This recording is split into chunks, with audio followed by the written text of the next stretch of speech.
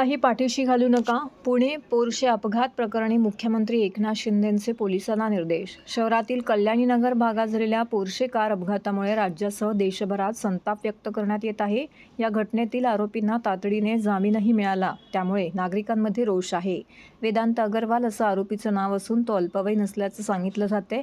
या घटनेच्या पार्श्वभूमीवरती मुख्यमंत्री एकनाथ शिंदे यांनी पुण्याच्या पोलीस आयुक्तांशी फोनवरती संपर्क साधला आणि कुणालाही पाठीशी घालू नका असे निर्देश दिल्याची माहिती देण्यात आली आहे. बिलकुल असं होणार नाही. मी स्वतः पोलीस आयुक्तांशी बोललोय. यामध्ये कुठल्याही प्रकारची लापरवाही किंबहुना काही कुणाला पाठीशी घालण्याची आवश्यकता नाही, घातलं जाणार नाही. आणि जे काही नियमानुसार कायदेशीर कठोर कारवाई जी आहे यामध्ये होताना आपल्याला दिसेल आणि ती दिसते.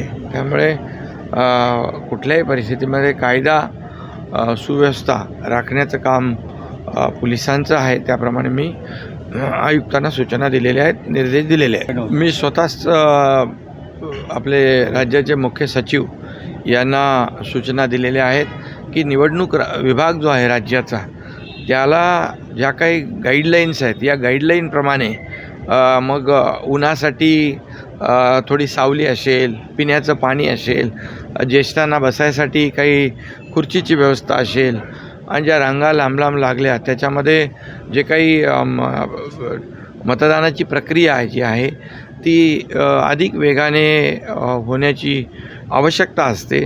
त्यासाठी काल मी स्वतः कलेक्टर आणि निवडणूक विभागाशी सातत्याने चर्चा करत होतो आणि मी मुख्य सचिवांना सांगितलेलं आहे ही उच्चस्तरीय चौकशी करा आणि जे काही नागरिकांना झालेला जो काही उन्हाचा त्रास आहे, काही लोकांना उन्हाच्या त्रासामुळे हॉस्पिटलाइज व्हावं लागलं, या सगळ्याचीच जी काही गैरसोय लोकांची झाली या बाबतीमध्ये उच्चस्तरीय चौकशीचे आदेश दिलेले आहेत.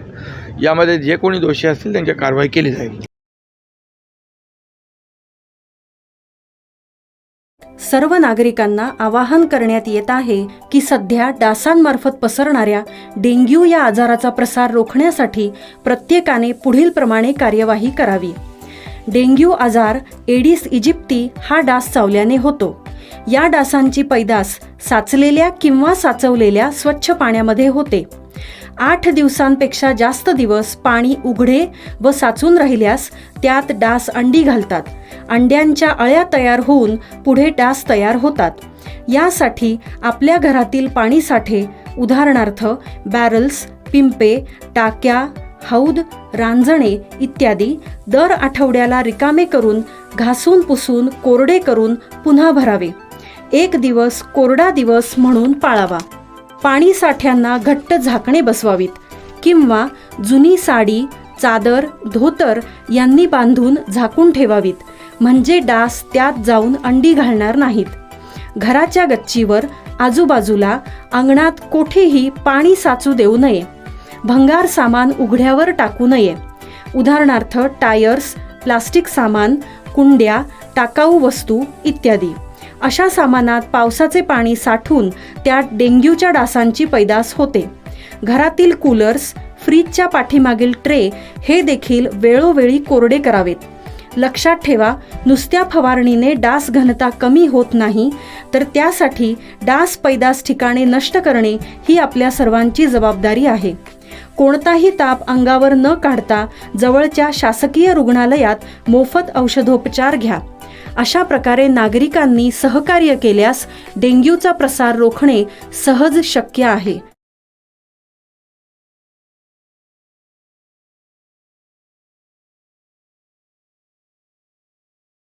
निवडणूक यंत्रणेच्या बेजबाबदार कारभाराची चौकशी करा. आमदार संजय केळकर.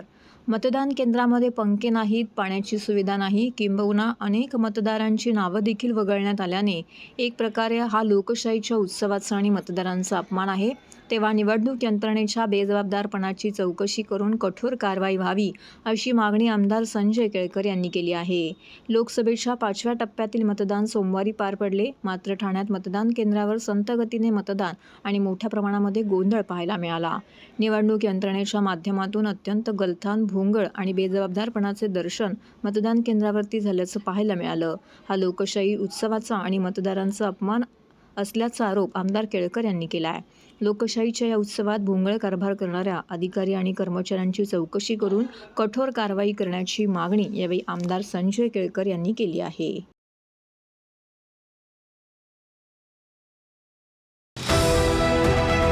TJSB सौर शक्ती कर्ज गो ग्रीन करा वीज बिलावर बचत. आकर्षक व्याजदर, 84 महिने परतफेड कालावधी, 80% लोन, व्यावसायिक आणि उद्योजकांकरता सुद्धा.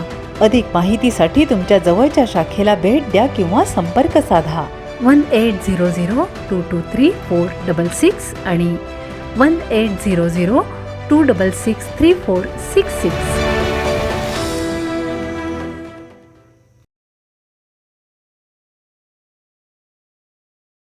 ठाण्यात प्रथमच गृहनिर्माण संस्थांचे महाअधिवेशन. ठाणे जिल्हा हाऊसिंग फेडरेशन आणि सहकार विभाग ठाणे यांच्या संयुक्त विद्यमाने 7 ते 9 जून या कालावधीत महाअधिवेशन व प्रदर्शन. गृहनिर्माण संस्थांच्या पुनर्विकासात विविध समस्या व अडचणींबाबत चर्चा तसेच मार्गदर्शन करण्यासाठी 7 जून ते 9 जून या कालावधीत ठाण्यातील कोकणीपाडा उपवन तलाव येथील मैदानामध्ये भव्य वातानुकूलित मंडपामध्ये गृहनिर्माण संस्थांचे महाअधिवेशन व प्रदर्शन आयोजित करण्यात आलं होतं. शुक्रवारी दिनांक 7 जून रोजी याचा उद्घाटन सोहळा होणार असून 8 जून रोजी महाअधिवेशन तर 9 जून रोजी प्रदर्शन व सायंकाळी समारोप होणार आहे.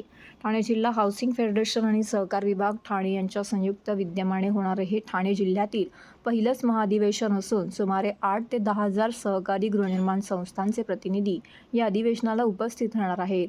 या कार्यक्रमासाठी ऑनलाईन व ऑफलाईन नोंदणी सुविधा उपलब्ध असून उपस्थितांच्या अल्प उपहाराची तसेच भोजनाची व्यवस्था करण्यात आली असून यावेळी गृहनिर्माण सोसायट्यांकरिता लागणारे किट देखील दिले जाणार आहेत, अशी माहिती ठाणे जिल्हा हाऊसिंग फेडरेशनचे अध्यक्ष सीताराम राणे यांनी पत्रकार परिषदेअंतर्गत दिली आहे.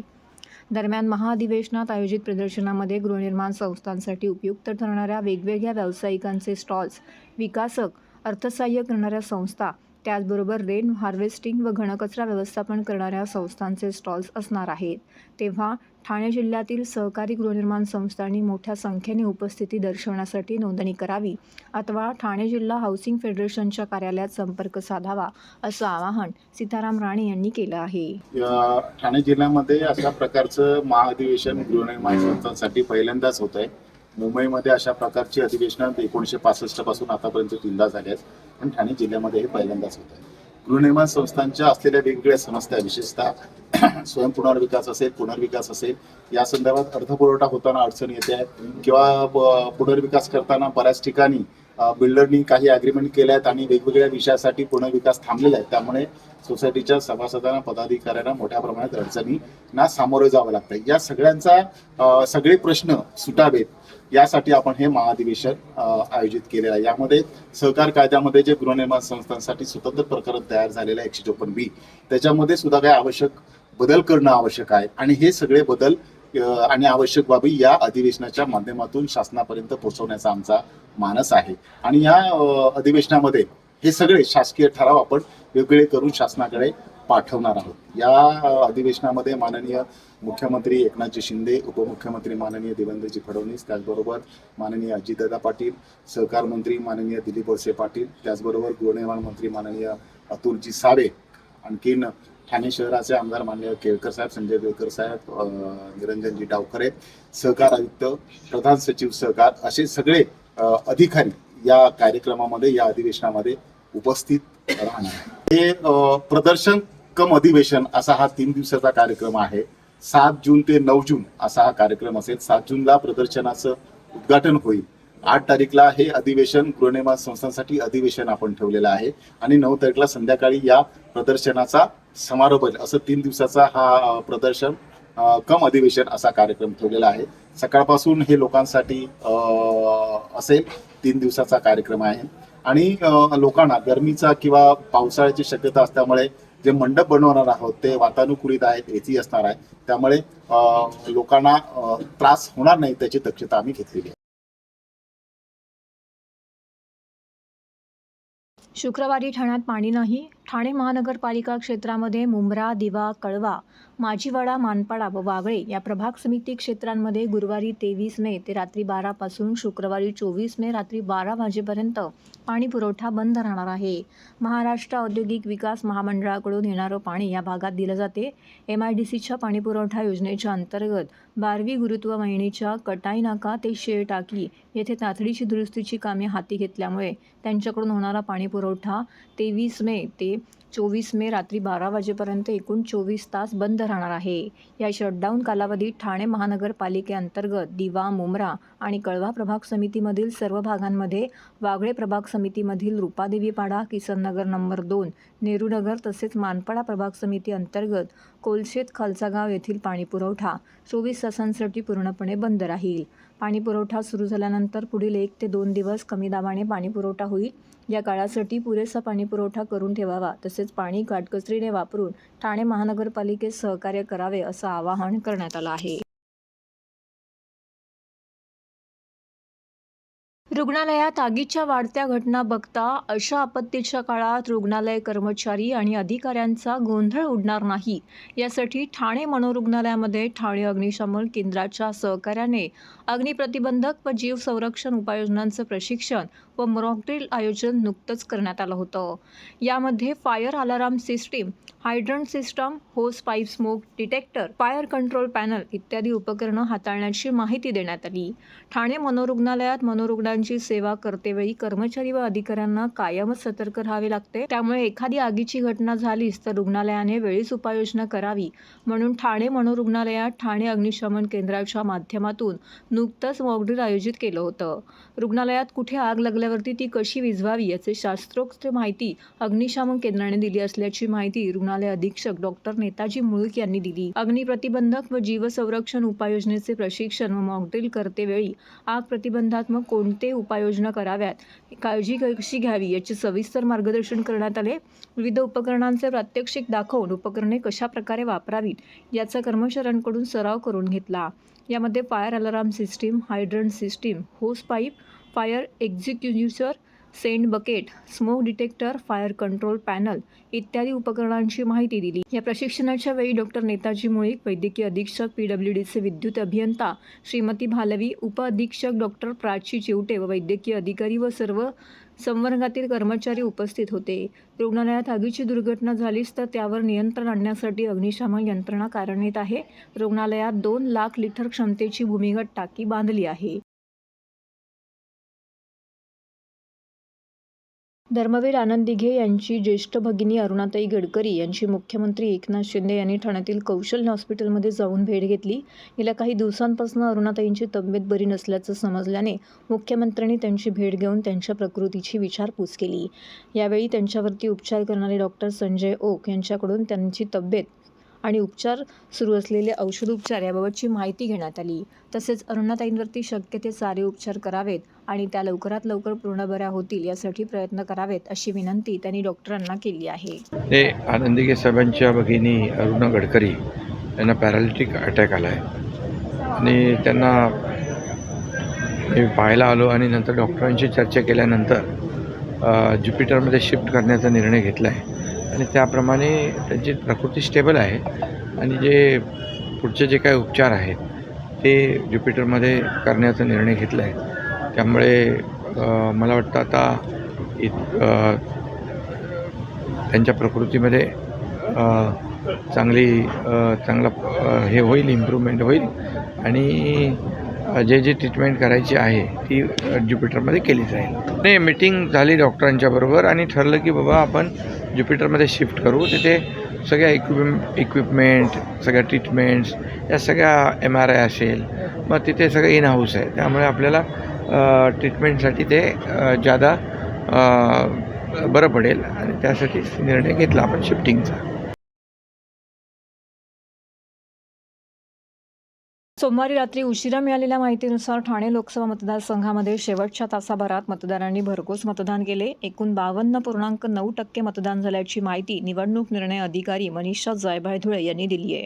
ठाणे लोकसभा मतदारसंघामध्ये एकूण 52.9% मतदान झालं असून पुरुष व मतदारांचे प्रमाण एकूण 53.22%, महिला मतदारांचे प्रमाण 50.79% तर इतर मतदारांचे प्रमाण 17.39% इतके आहे.